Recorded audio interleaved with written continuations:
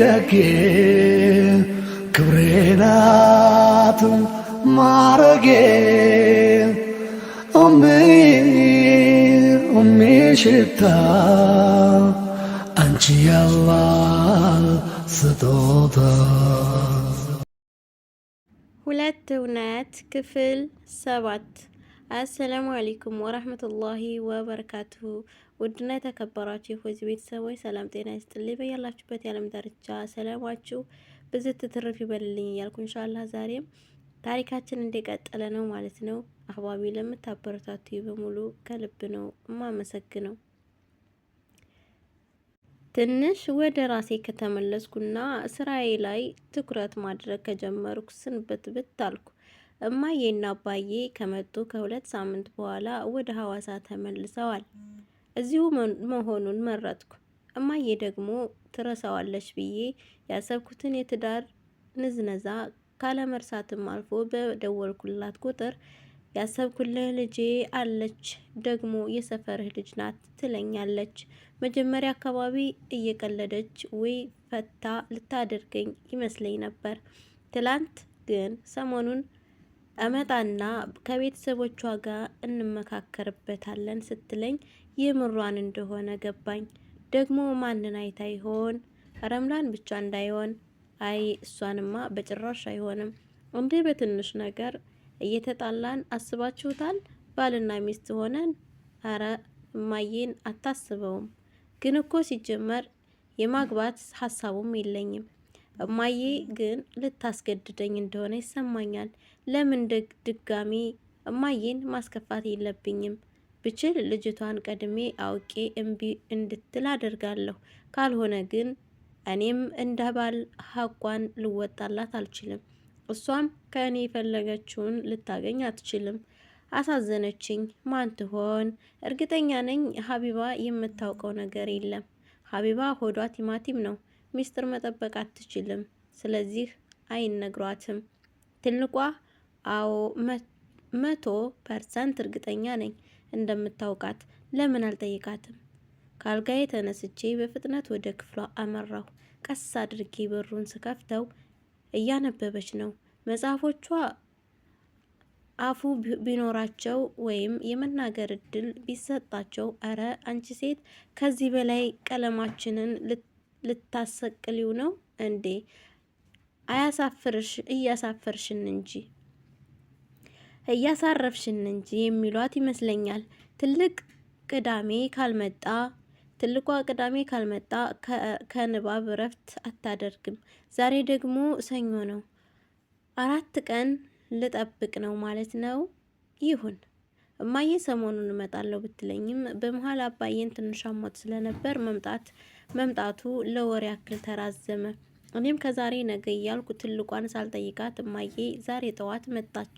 ምሳ ሰዓት ላይ ምሳ ከበላም በኋላ እነ ትልቋ ቡና ሲያፈሉ እኔ ወደ ክፍሌ ገባሁ። እማዬ የትዳሩን ጉዳይ እንድታነሳብኝ ከልቤ እየተመኘሁ ነው።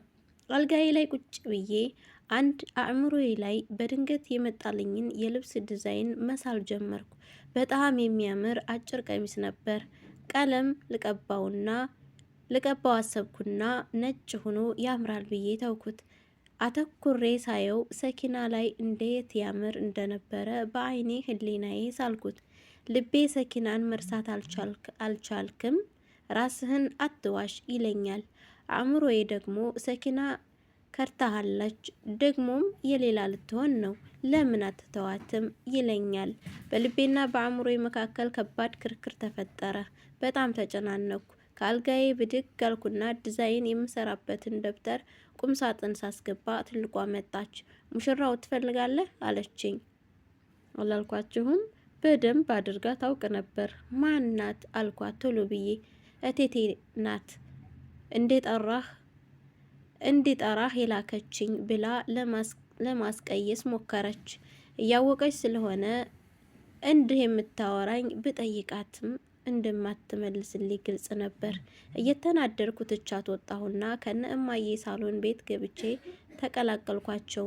ትልቋም ተከትላይ ገባችና ከእናቷ አጠገብ ተቀመጠች። ወዬ የኔ ውድድ አልኳት እናቴን እያቀፍኳት። ሀቢባ ትስቃለች። እማዬን ፈገግ አለችና ለዛሬ ልሁንልህ፣ ካሁን በኋላ ግን እንድህ አቆላምጠህ ውድድድ የምትላት ቆንጆ ሚስት አዘጋጅቼልሃለሁ አለችኝ። ከኔ በላይ የሚቸኩል ሰው ያለ አይመስለኝም ነበር። እማዬ ግን አመጣጧ ሁላ በዚሁ ድራኝ ልትሄድ ይመስላል። በጣም ፈጠነች። እማዬ ያንቺን ቦታማ ማንም አይዝም፣ ተይ እንጂ አልኳት። እማዬ ሳቀችና እሱማ ግድ ነው፣ አንተ ብትልም ድንህ ያስገድድሃል። የኔ አባባል ልብህ ውስጥ ቦታ አዘጋጅ የሚል ትርጉም ነው አለችኝ። እማዬ ትልቋ ጋ ማውራት ስላበዛች ነው መሰል አነጋገሯ ሁላ እንደሷ ሆኗል። እማዬ ዝም ስልባት ምን ነው ማን እንደሆነች ማወቅ አትፈልግም አለችኝ። እማ መጀመሪያ ፍላጎቴን መጠየቁ አይቀድምም አልኳት። ሳይፈልጉ መዳር ምን የሚሉት ነው? አይ እንግዲህ ጁነይድ ካሁን በኋላ ህፃን አይደለህም። ስለ ወደፊት በደንብ ማሰብ አለብህ። ልትሰጠኝ የምትችለው ምክንያት በሙሉ ገብቶኛል። ጁድ፣ ሴቶች ሁሉ አንድ አይነት አይደሉም። ምናልባትም አላህ ላንተ ያላት ጨዋና እንደምትፈልጋት አይነት ልትሆን ትችላለች። ደግሞም እርግጠኛ ነኝ ኢልሃም በጣም ጥሩ ልጅ ናት አለችኝ። እማዬን እኮ ለሰበብ ነው የምወዳት። ሳልነግራት ውስጤ ያለውን ታውቃለች። ቆይ ኢልሃም ነው ያለችኝ? እየቀለደች መሆን አለበት። ኢልሃም አልኳት ግራ እየተጋባሁ። እማዬ ሳቅ አለችና አዎ ኢልሃም የአሊያ ጓደኛ ታውቃለህ? ያንተ ቢጤ ነገር ናት። ለወላጆቿ እንዳንተ ብቸኛ ብርቅዬ ልጃቸው ናት። በአላህ ይሁንብኝ የእሷ እናትና አባት እሷ ላይ እንደለፉት አንተ ላይ ብንለፋ ኑሮ ዝም አለች። ስለምን እያወራች እንደሆነ እየገባኝ አይደለም እኮ። ኢልሃም ባለ ድንኳኗ ከሷ ሌላ ሴት ብትሆን የመስማማት እድል ከፍ ይል ነበር። ኢልሃም ዝምተኛዋ የማይሆን ምርጫ። እማ እኔ እኮ ምናምን የለም የመምረጥ እድሉ በእጅ ሆኖ አልተሳካልህም። አሁን የኔ የምልህን ትስማማለህ? ታስታውስ ከሆነ አንተ ከሰኪና ጋር የጀመርከውን ግንኙነት እንድትርቀው አስጠንቅቄህ ነበር።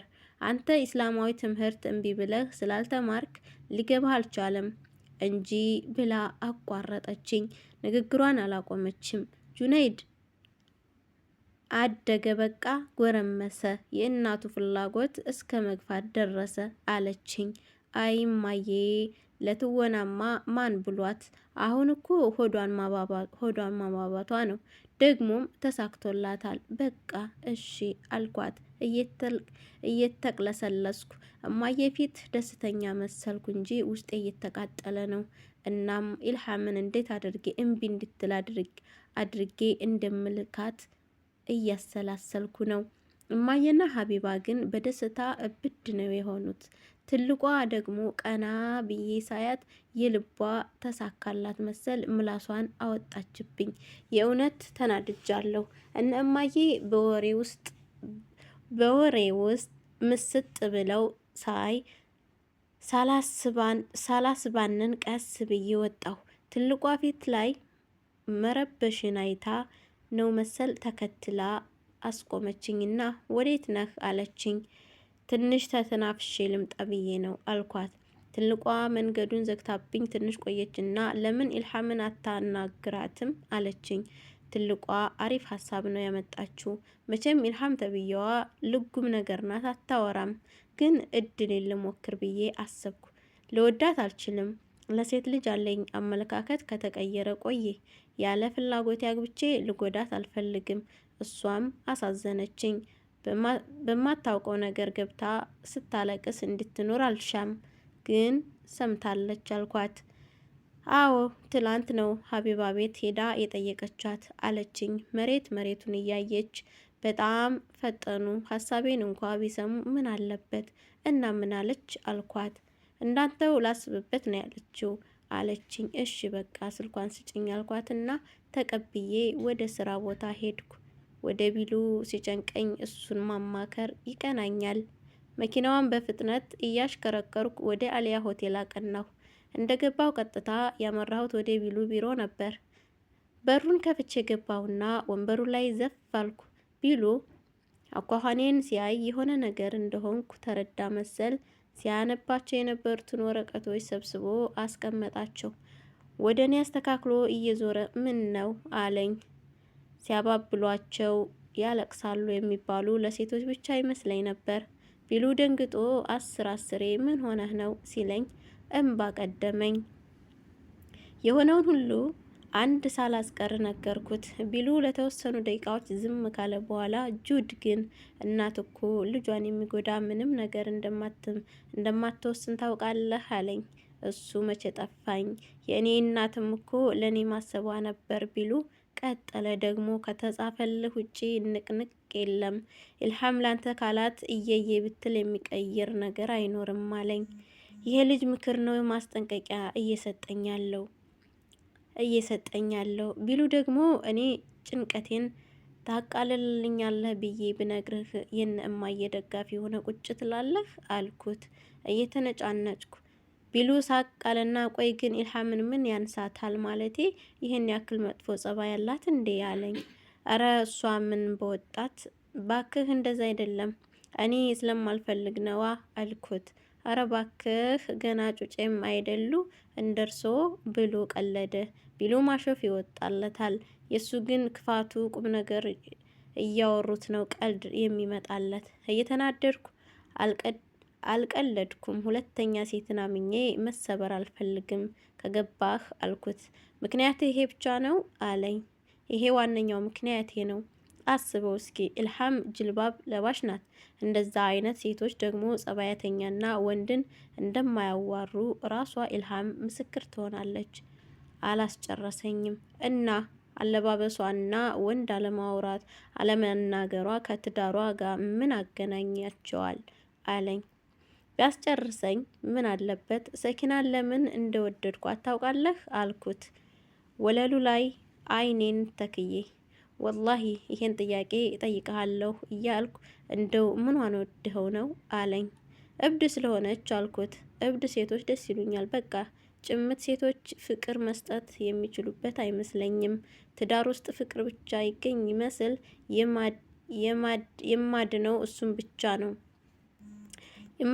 እሱም ብቻ ሆነ ቢሉ ለማለት የፈለኩት በደንብ ገብቶታል። በጣም ሳቀና አንተ እኮ አታስብ፣ ቆይ ማን ነው ያለው እንደዛ አለኝ። እኔ ልበለው? የአንድን ሰው ስሜት ቦታ ላይ ሳይሆን መገመት ይከብዳል። እኔ እንደዛ ነው እየተሰማኝ ያለው። ኢልሃም እኮ አንገቷን ቀብራ ከመሄዷ የተነሳ መልኳ ራሱ ጠፍቶብኛል። እሱ ብቻ ሳይሆን እኔ የማላውቃትን ሴት ማግባት አልፈልግም አልኩት። እንዴት አለኝ። ብዙ ጊዜ እንደዛ አይነት ትዳር የመቆየት ህልውና የለውም፣ ቶሎ ይፈርሳል አልኩት። በአቅራቢያዬ ካየሁት በመረዳት በተለይ ሴቶች እምቢ የማለት አቅም ያጡና ያለ ፍላጎት አግብተው እድሜ ልካቸውን ሲያለቅሱ ይኖራሉ። ጁድ እንዳውም ንገረኝ ካልክ ይሄ ተጀናጅ ነው ምናምን የሚያገቡት ነው ተስፋ ቢስነቱ የሚያመዝነው። ሳባን ቤተሰብ የመጣላትን ባል እንዳገባችና ደስተኛ ኑሮን እየኖረች እንደሆነ ብዙ ጊዜ ታወራለች እና ይሄ አይቃረንህም አለኝ። ሳባን ቤተሰብ ያመጣላትን ባል እንዳገባችና ደስተኛ ኑሮን እየኖረች እንደሆነ ብዙ ጊዜ ታወራለች እና ይሄ አይቃረንህም አለኝ። ይሄ ልጅ እያናደደኝ ነው። ያም ሆነ ይህ በአሁኑ ሰዓት ፎሎዊንግ ነው የሆንኩት። ለሴት ያለኝ አሳቤ ተቀይሯል አልኩት የጠረጴዛውን እየደበደብኩ። ቢሉ ፈገግ አለና እኔ ግን ትዳሩን አልፈልግም ያልከው ዋነኛ ብለህ ባቀረብክልኝ ምክንያት ሳይሆን ኢልሃም ፍቅር መስጠት አትችልምና በቤተሰብ የመጣ ይፈርሳል በሚለው ይመስለኛል። እንዳነጋገርህ ከሆነ ደግሞ አንተ ያልከው ሳይሆን እኔ የመሰለኝን ነው ዋነኛው አለኝ። ልከራከረው አልቻልኩም። አንዳንዴ ማሰብ ከምትፈልገውና እንዲመለስልህ ከምትጠይቀው ውጪ ሲነገርህ ልብህ ከመቀበልና ከማስተንተን ይልቅ ባልሰማ ማለፍ ይመረጣል።